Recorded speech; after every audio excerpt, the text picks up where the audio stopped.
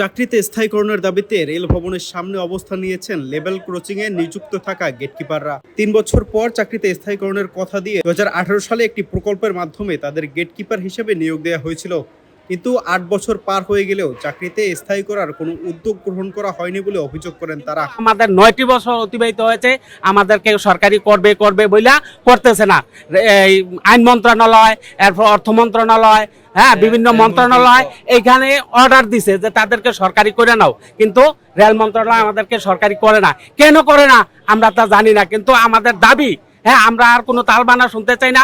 হয় আমাদেরকে বিদায় করে দেওক, এই বেতনে আমরা চাকরি আমাদের পুষে না, আর না আমাদের বেতন বৃদ্ধি করুক, পাশাপাশি আমাদের সরকারি ৮,০০০ রাখছে, আমাদের বয়সটা শেষ করছে, ঠিক আছে। আমাদের নিয়োগ দিছে ১ বছরের জন্য, তখন ১ বছর পরে যদি আমাদেরকে বিদায় করে দিত তাহলে আমরা বিদেশ যাইতাম, অন্য কর্মের মধ্যে ঢুকতাম বা প্রাইভেট কোনো ইয়াতে ঢুকতাম, যে কোনো একটা কর্ম করতাম। এখন একটা রিক্সা চালকও দৈনিক ইনকাম করে ১ থেকে ১,৫০০ টাকা, মাসে ৩০,০০০ টাকার উপরে।